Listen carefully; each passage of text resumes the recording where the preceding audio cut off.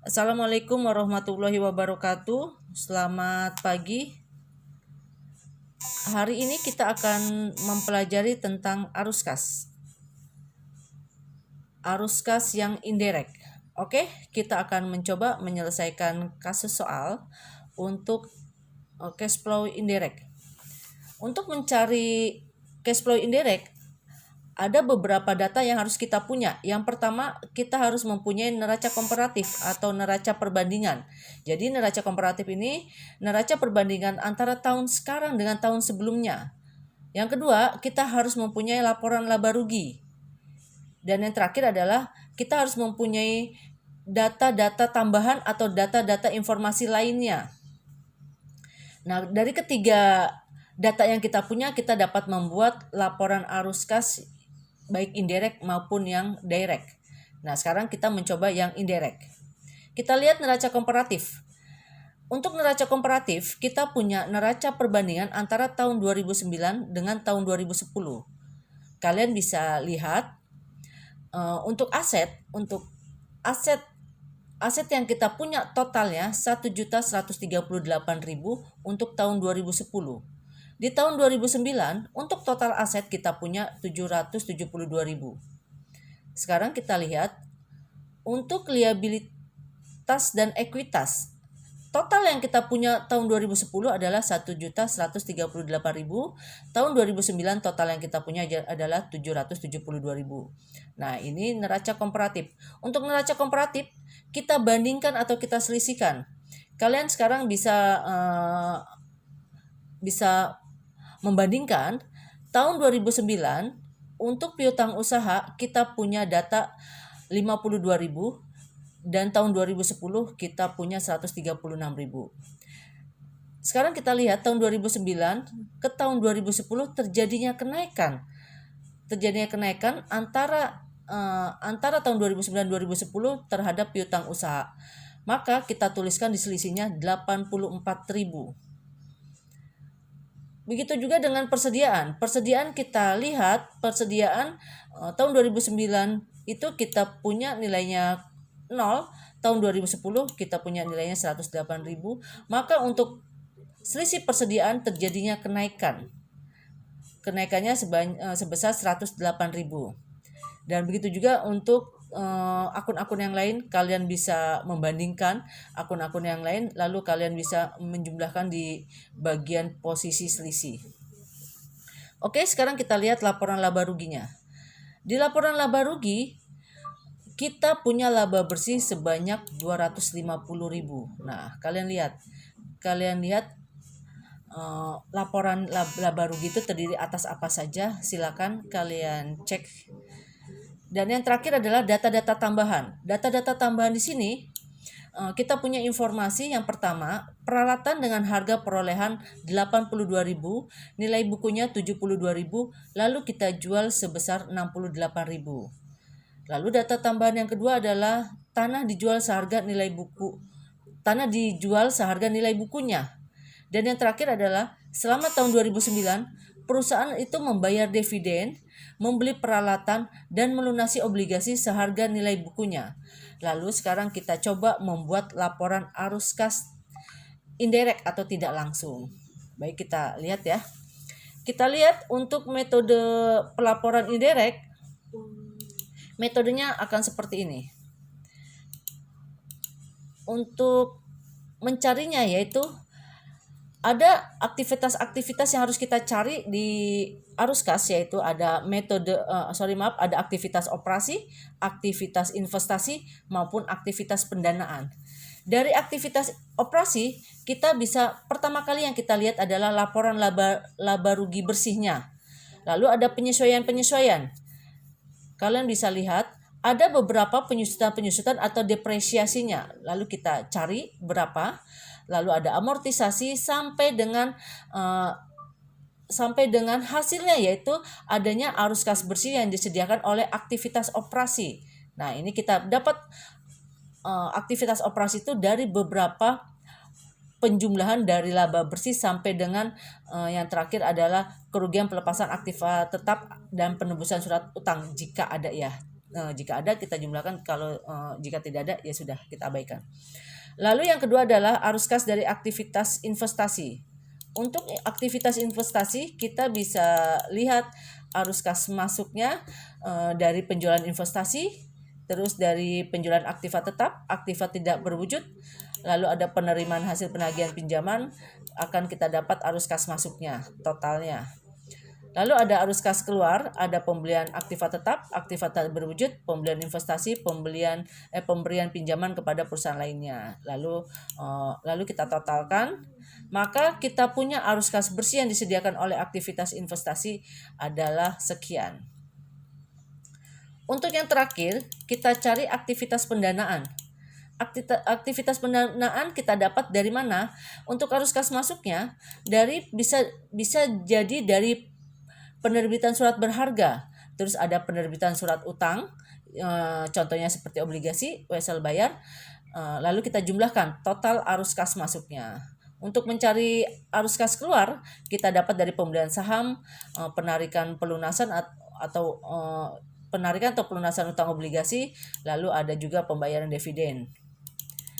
Nah, kita dapat total untuk arus kas keluar. Nah, sekarang kita cari arus kas yang disediakan oleh aktivitas investasi pendanaan itu, kita lihat dari total arus kas masuk dikurangi dengan total arus kas keluar. Sekarang, dari ketiga aktivitas tersebut, mau aktivitas operasi, investasi maupun aktivitas pendanaan kita jumlahkan, maka kita akan mendapatkan kenaikan atau penurunan kas bersih. Nah, sudah kita dapat. Kita lihat saldo kas awal tahun yang kita punya. Coba kita lihat saldo kas awal tahun yang kita punya adalah sebesar 74.000. Nah, di neraca komparatif diinformasikan arus kas yang kita punya adalah neraca komparatif kas yang kita punya di tahun 2010 adalah sebesar 108.000. Maka nanti hasilnya kenaikan atau penurunan kas bersih itu kita dapat dari untuk saldo kas akhir tahun itu kita dapat dari kenaikan atau penurunan kas bersih dijumlahkan dengan saldo kas awal tahun. Jadi hasil yang kita dapat dari ketiga aktivitas tersebut kita jumlahkan dengan saldo awal tahun, maka hasilnya akan menjadi saldo kas akhir tahun. Atau ini untuk kasus soal di sini, jadi kenaikan kas bersih ini kita dapat berapa, terus kita jumlahkan dengan saldo tahun 2009 sebesar 74.000, maka saldo akhirnya adalah 108.000. Nah, di sini nanti kita dapat 108.000. Kita langsung saja ya, kita hitung untuk indirect. Kita lihat, laba bersih yang kita punya sebesar 250.000. Kita dapat dari kita punya laba bersih 250.000. Kita masukkan 250.000 di sini. 250.000. Lalu ada beberapa penyusutan yang harus kita keluarkan di aktivitas operasi. Kita keluarkan penyusutannya. Kita punya penyusutan berdasarkan informasinya. Di soal kalian bisa lihat ada penyusutan bangunan dan ada penyusutan peralatan. Untuk penyusutan bangunan dan penyusutan peralatan ini kita akan keluarkan di arus kas indirect. Nah, ini akan kita keluarkan. Sekarang kita keluarkan untuk beban penyusutan gedung. Penyusutan gedung kita dapat akumulasi penyusutan gedung kita dapat selisihnya adalah 20.000. Kita masukkan sebanyak 20.000. Nah, untuk beban penyusutan peralatan sekarang kita lihat penyusutan peralatan kita dapat 36.000. Tapi ingat, data tambahan atau data informasi yang kita punya yaitu peralatan itu kita jual. Peralatan dengan harga perolehan 82.000 dengan nilai buku 72.000 kita jual 68.000. Maka peralatan ini kita cari penyusutannya. Penyusutannya kita dapat dari harga perolehan dikurangi dengan nilai sisa atau nilai buku dibagi dengan umur ekonomis. kita dapat untuk penyusutan. Untuk penyusutan kita dapat 10.000. Penyusutan pada saat kita menjual peralatan, penyusutan yang kita peroleh adalah sebanyak 10.000. Jadi penyusutan peralatan tahun 2009 sampai 2010 ini sebesar 36.000 kita jumlahkan dengan penyusutan yang kita jual. Yang kita jual berdasarkan harga perolehan dengan nilai bukunya. Kita dapat 10.000. Jadi akumulasi penyusutan 36.000 kita jumlahkan dengan 10.000 kita dapat 46.000. Lalu ada amortisasi paten. Kita keluarkan untuk amortisasi paten. Amortisasi patennya kita dapat 4.000. Kita keluarkan 4.000 amortisasi patennya. Nah, 4.000. Nah, untuk arus kas operasi ada 4 yang wajib kita keluarkan dulu ya sebelum kita mencari di arus kas. Aset lancar kita keluarkan dulu laba bersih, penyusutan, amortisasi sama rugi peralatannya. Amortisasi sudah kita dapat 4.000. Sekarang kita lihat laba atau rugi yang kita punya. Kita cek kita punya laba atau rugi. Nah, di laporan laba rugi diinformasikan ternyata kita mempunyai rugi atas penjualan peralatan 4.000. Nah, ini kita keluarkan. Jadi kita punya rugi 4.000. Sudah selesai semua, kita jumlahkan 20.000 ditambah 46.000 ditambah 4.000 tambah 4.000 kita punya 74.000. Sekarang kita cari untuk aktivitas operasi. Aktivitas operasi itu yang kita lihat di neraca komparatif adalah semua aset lancar kita keluarkan, semua aset lancar ya. Nah, coba kita lihat aset lancar semua. Aset lancar kita dapat sampai dengan aset lancar sama pasipa lancar. Aset lancar dan pasipa lancar. Nah, untuk aset lancar jika terjadinya kenaikan aset lancar, maka kita harus mengurangi di laporan arus kas investasi.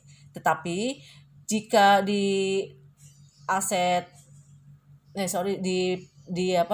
utang lancar itu jika terjadi penurunan maka tetap akan kita kurangi, jika terjadi kenaikan maka tetap akan kita jumlahkan. Seperti itu. Jadi tidak berubah, yang berubah hanya di aktiva lancarnya saja. Jika terjadi kenaikan maka jumlahnya harus kita minuskan atau kita kurangi.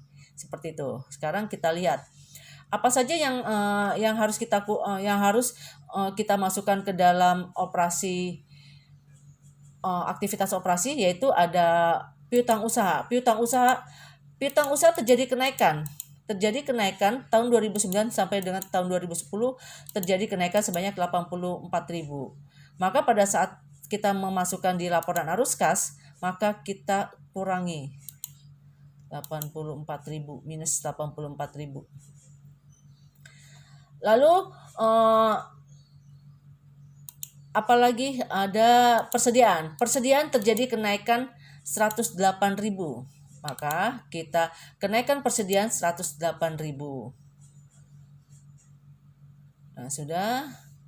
Terus utang usaha terjadinya penurunan utang usaha sebanyak 14.000. Sekarang kita kita kurangi kurangi 14.000. Jadi kalau untuk kenaikan itu maka kita minuskan 84.000 min 84.000 ditambah min 108.000 ditambah min 14.000, maka kita dapat 206.000. Untuk mendapatkan arus kas dari aktivitas operasi, kita jumlahkan semua ya. Dari laba bersih 250.000 ditambah 74.000 dikurangi ditambah min 206.000, kita dapat 118.000. Lalu sekarang yang aktivitas investasi. Sudah kita dapat aktivitas operasi, sekarang kita aktivitas investasi. Untuk aktivitas investasi kita punya penjualan tanah. Penjualan tanah, arus kas masuk itu kita lihat ada penjualan tanah sebanyak 50.000. Nah, tanah dijual berdasarkan nilai bukunya. Coba kita lihat tanah. Tanah sebelumnya kita punya tahun 2009 itu kita punya 140.000, tahun 2010 kita punya 90.000. Berarti ada tanah yang kita jual sebanyak 50.000. Kita jual berdasarkan nilai bukunya. Jadi kita jual tanah sebanyak 50.000. Nah, kita masukkan. Lalu peralatan, kita menjual peralatan. Peralatan kita jual sebanyak 68.000. Kita masukkan peralatan. Jadi total arus masuk untuk peralatan adalah 118. Total arus kas masuk untuk penjualan tanah dan penjualan peralatan adalah 118.000. Sekarang untuk arus kas keluarnya kita lihat ada pembelian peralatan. Pembelian peralatan, kita lihat peralatan. Peralatan itu kita punya tahun 2009 ada 136.000, tahun 2010 adalah 386.000. Selisih untuk peralatan 250.000. Nah, untuk peralatan ini kita dapat dari, kita cek tadi pembelian peralatan sebanyak 136.000.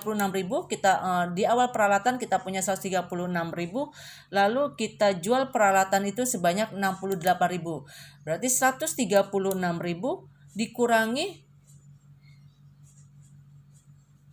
136.000 dikurangi 82.000, kita dapat 54.000 ini. Lalu di tahun 2010 untuk peralatan itu kita punya 386. Nah, selisih dari pembelian peralatan dengan peralatan yang kita punya tahun 2009 adalah 82.000 itu 54.000 kita kurangi dengan 38.000. Kita dapat 386.000 karena kita punya peralatan jumlah 386.000, maka kita kurangi dengan jumlah 54.000 yang tadi kita dapat. Maka hasilnya adalah sebesar 332.000. Nah, ini 332.000. Nah, untuk peralatan itu total arus kas masuk dikurangi dengan total arus kas keluar, kita punya minus 214.000. Kita punya. Lalu yang terakhir adalah aktivitas pendanaan. Untuk aktivitas pendanaan kita punya penerbitan saham. Coba kita cek penerbitan saham kita sebanyak 3. Nah, saham biasa kita punya, untuk saham biasa 320.000. Kita keluarkan saham biasa 320.000. Nah, hanya saham biasa ya. Terus kita melakukan pelunasan. Di informasi tambahannya ada pelunasan obligasi seharga nilai bukunya.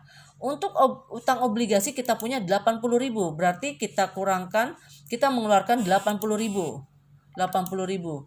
Lalu ada informasinya, perusahaan membayar dividen. Dividen kita lihat dari saldo laba. Saldo laba yang kita punya dividen tahun 2009 sebesar 272.000, tahun 2010 sebesar 412.000, maka kita punya selisihnya 140.000. Nah, sekarang kita cek kita punya laba bersih di akhir Desember tahun 2010 250.000. Untuk mencari dividen, maka laba bersihnya harus kita kurangkan dengan saldo laba yang kita punya, selisihnya 250.000 kita kurangkan 140.000, maka kita dapat 110.000. Kita jumlahkan untuk total arus kas keluar 190.000. Jadi total arus kas masuk untuk pendanaan dikurangi dengan total arus kas keluar pendanaan 190.000, kita punya arus kas dari aktivitas pendanaan 130.000. Nah, sekarang kita jumlahkan semuanya. Kita ingin tahu berapa sih kenaikan kas bersih yang kita punya. Kita jumlahkan semuanya. Arus kas aktivitas operasi 118.000 ditambah aktivitas investasi minus 214.000 ditambah dengan aktivitas pendanaan 130.000. Maka kita punya kenaikan kas bersih adalah 34.000. Nah, sekarang untuk mencari berapa kas akhir yang kita punya, maka kita dapat kita lihat dari kas awal kita. Kita punya kas awal. Kita lihat di kas awal kita tahun 2009 ada 74.000, kita masukkan 74.000. Dari kenaikan kas bersih dijumlahkan dengan kas awal tahun 2009, maka kita dapat kas akhir tahun 2010 sebesar 108.000. Nah, kita cek, kita dapat kas akhir 108.000. Kita lihat sekarang tahun 2010 kas yang kita punya 108.000. Nah, demikianlah untuk metode indirect studi kasus yang sudah kita selesaikan. Atas perhatiannya saya ucapkan terima kasih. Wassalamualaikum warahmatullahi wabarakatuh.